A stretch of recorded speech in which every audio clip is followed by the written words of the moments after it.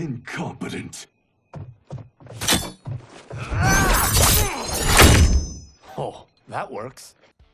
Mortal Kombat 11 did a lot of things right thanks to its intriguing story and strong fighting mechanics, but its progression and gear systems were extremely grindy, turning off many players, including myself. I had cautious expectations when heading into Mortal Kombat 1, but after spending substantial time with the game, I'm pleased to report that this is the best, most balanced Mortal Kombat game to date. As a longtime fan of the series, I immediately jumped into Mortal Kombat 1 story mode. The slate was wiped clean at the end of Mortal Kombat 11, which raised many questions as to how NetherRealm will tackle the lore this time around, including its complex relationships between the series' many characters and how it will intertwine all of that to deliver a satisfying story.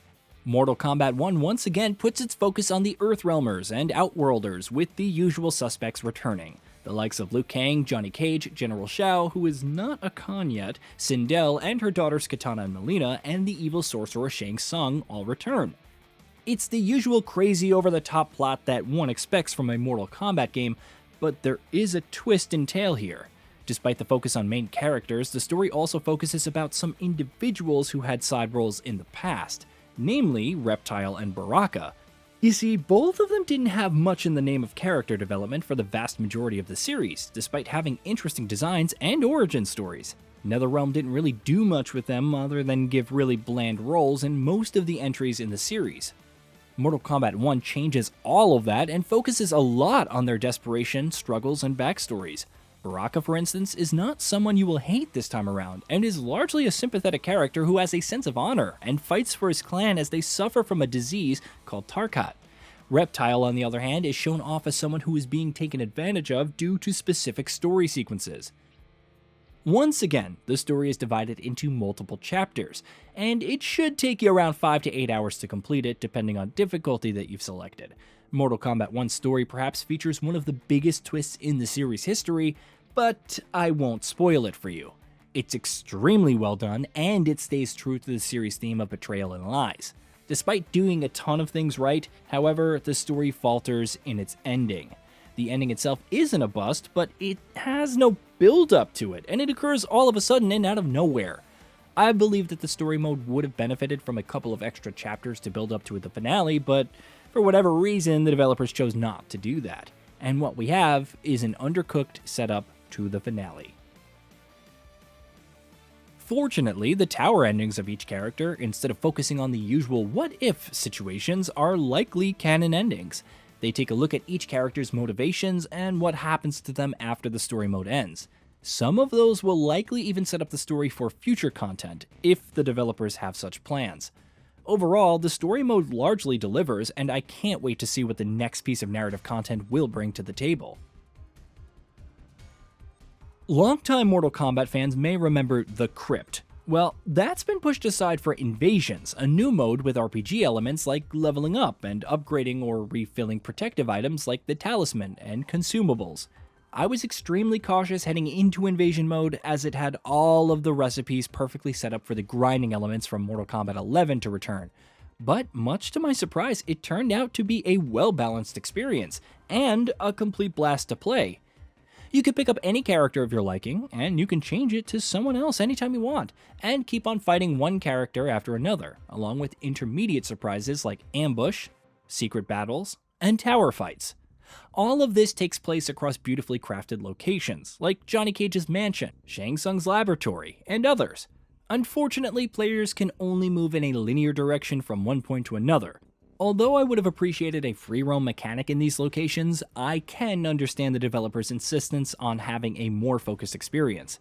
Invasion is also marked by minimal but intriguing gameplay changes, like Survive, wherein you need to survive against elements like fire or laser rays and test your might, which acts like a little fun diversion.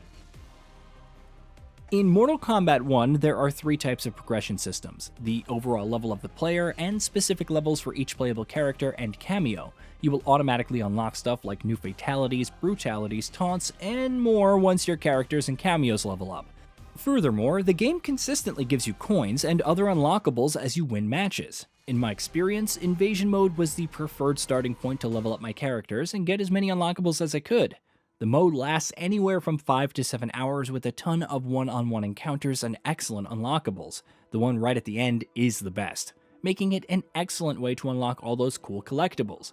Yes, things will get harder once you progress through the mode, but its challenge doesn't come at the cost of compromising the fun factor.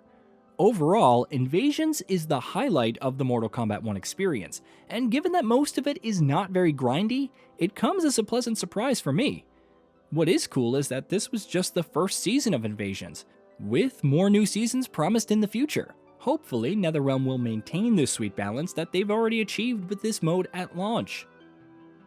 On the customization front, gone is the dreadful gear system from Mortal Kombat 11's launch. Instead, what we have is a simpler and more streamlined way to customize your character and cameo. As mentioned previously, as characters level up, they will unlock new gear, and all you need to do is just select it from the customize screen for each character. That's it. There's no augmentation system and no microtransactions involved to modify slot types or unequip augmentation types. Some players may not like this simplistic approach, but I appreciate this system since sometimes less is more. If I unlock particular gear, I shouldn't be going through a tedious loop just to equip or unequip it. However, there is one annoying issue with character customization. You cannot customize your character or cameo from the roster selection screen. You have to always go back to the customize screen and select gear there. I don't understand why NetherRealm opted for such a weird menu design when they could have gone with something simpler. I can see this being an annoying issue for someone who will unlock a lot of stuff for their characters. On the multiplayer front, it's the same story as Mortal Kombat 11. Modes like Versus, Online, and Tournaments return, which is more or less the same as what we got in MK11. You can participate in ranked matches and King of the Hill, or simply go one-on-one against a random player. I found progression to move much faster in online modes compared to Invasions, although this is just an observation in my playthrough. The experience was mostly lag-free, but there was some slowdown here and there, but nothing game-breaking by any means.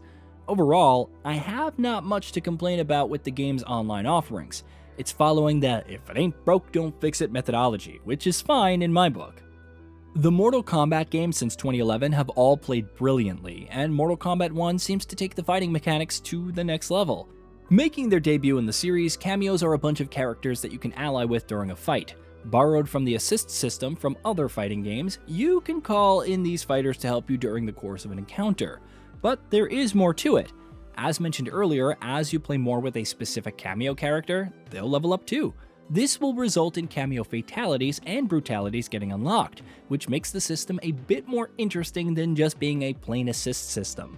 There are 15 cameo characters, all with unique moves, so there are quite a bit of options here to use in conjunction with playable roster.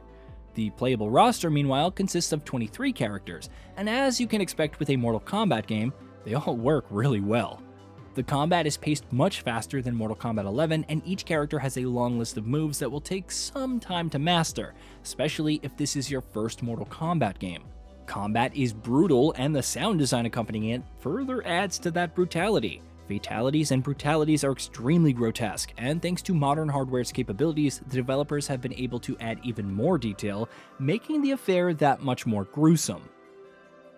The stage design is excellent as well, to the point where I can say I haven't seen any past Mortal Kombat stage designed with such intricacy and attention to detail. Maybe Mortal Kombat X comes close, but Mortal Kombat 1 is an altogether different level. Unfortunately, in my playthrough, I found out there was no way to interact with any elements of the stage. It didn't curb my experience, but it was disappointing to see this feature not making the cut. Perhaps the addition of cameos would have been a reason behind this exclusion, but it would have been nice to see it implemented.